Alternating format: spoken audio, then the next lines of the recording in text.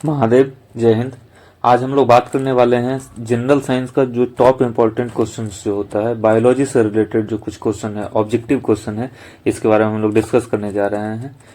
तो इससे पहले कि हम आगे बढ़ें, एक रिक्वेस्ट है, अगर आप मेरे चैनल पर नए हैं तो सब्सक्राइब कर दीजिएगा, वीडियो को लाइक कर दीजिएगा अगर आपको पसंद आए तो, और कमेंट करके हमको बताइएगा। जैसे क्वेश्चन को हम पूछते हैं उसका जवाब आप आंसर करके बताइएगा। तो देर नहीं करते हैं, अब शुरू करते हैं। सबसे पहला क्वेश्चन है, बुढ़ापा रोकने वाली औषधि का क्या नाम है? तो इसको कहते हैं सेस्टेरिन। सेस्टेरिन जो है ये बुढ़ापा रोकने वाली एक औषधि होती है। अब कह रहा है किस ग्रंथि के लुप्त होने से बुढ़ापा आता है? तो इसको हम लोग कहते हैं कि थाइमस ग्रंथि। अगला क्या है? हाइड्रोजन जो कांच पर प्रहार करती है उसको हम लोग क्या कहते हैं? ब्रोमीन। अगला क्या है? रासायनिक दृष्टि से वाटर ग्लास क्या है? तो ये क्या है? Sodium silicate. सोडियम सिलिकेट जो होता है इसको हम लोग कहते हैं वाटर ग्लास कहते हैं। कुपोषण में सबसे अधिक कमी किसकी होती है?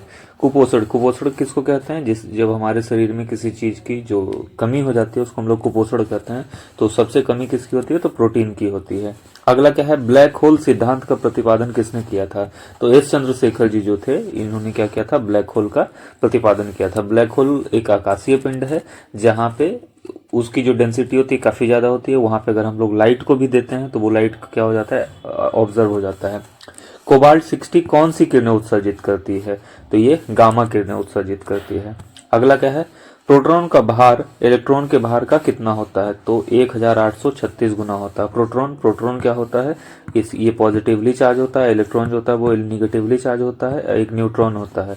न्यूट्रॉन और प्रोटॉन मिलाकर के क्या बनाता है? तो ये हमारा मास नंबर बनाता है। और इलेक्ट्रॉन क्या होता है? इलेक्ट्रॉन उसके आउटर मोस्ट लेयर में या फिर उसकी जो बाहरी जो लेयर होते हैं न्यूक्लियस के चारों तरफ, ये चक्कर लगाता रहता है।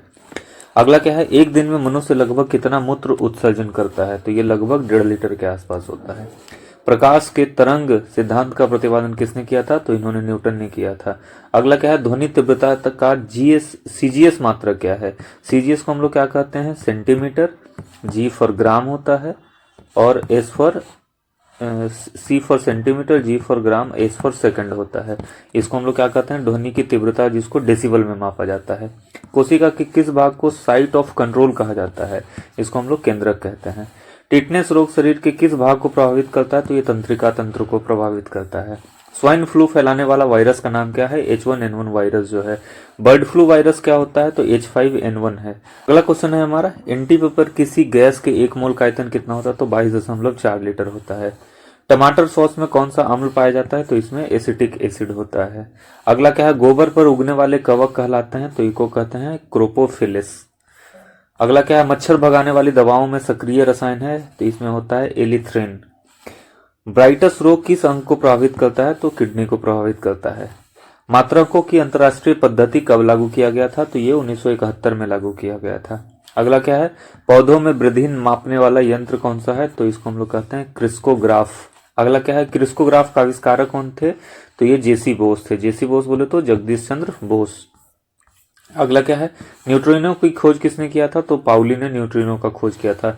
न्यूट्रॉन का खोज किसने किया था? तो जेम्स चैडविक ने किया था। न्यूट्रॉन हम लोग पढ़ते हैं किसमें? कोई भी जो एटम होता है, एटम में एटम को जब हम लोग फर्दर डिवाइड करते हैं तो वहां पे क्या मिलता है?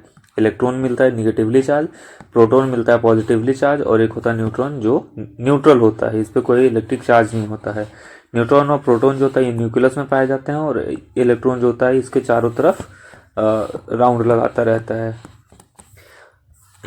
न्यूट्रॉन का खोज किसने किया था? तो जेम्स चैडविक ने किया था। जीवाश्म विज्ञान का जनक किसको कहा जाता है? लियोनार्डो दा विंची को कहा जाता है। जीव विकास को सबसे पहले किसने समझाया था? तो लैमार्क ने समझाया था। अगला क्वेश्चन है, स्टील को कठोरता प्रदान करने के लिए क्या मिलाया जाता है? तो क्रोमियम मिलाया जाता है। अगला क्वेश्चन है, कार्य का सीजीएस मात्रक क्या होता है? तो अर्ग। हम लोग सीजीएस अभी पढ़े थे, सेंटीग्राम, और सी से सेंटी, जी से ग्राम, और एस से सेकंड। अगला क्या है?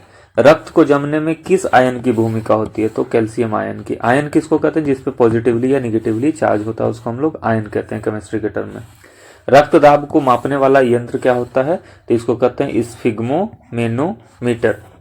अगला क्या है? सर्वप्रथम किस जीव में रक्त का दाब मापा गया था? तो घोड़ा में। शरीर में पित्त का निर्माण कहाँ होता है? तो लीवर में होता है, जिसको हम लोग यकृत कहते हैं। अगला क्वेश्चन है, लैंगर हैंस की द्वीपिका कहाँ पाई जाती है? इसको हम लोग अग्नाशय में ये पाया जाता है। लैंगरहैंस की द्वीपिका कहाँ पाया जाता है? तो अग्नाशय में पाया जाता है। अगला क्वेश्चन है, प्रथम महिला जिन्हें भौतिकी और रसायन विज्ञान दोनों का नोबेल पुरस्कार मिला था, तो ये कौन है? तो मैडम क्यूरी जी हैं। अगर आपको मेरा वीडियो पसंद आता होगा तो बगल में सब्सक्राइब का बटन होगा, उसको दबा दीजिएगा। उसके बगल में एक घंटा होगा, उसको दबा दीजिएगा, ताकि मेरा आने वाला जो वीडियो है उसका नोटिफिकेशन आपको मिलता रहे। अगर वीडियो पसंद आ रहा हो तो दोस्तों के साथ शेयर कर दीजिएगा और लाइक कर दीजिएगा। Thank you. मिलते हैं नेक्स्ट वीडियो में। महादेव। जय हिंद।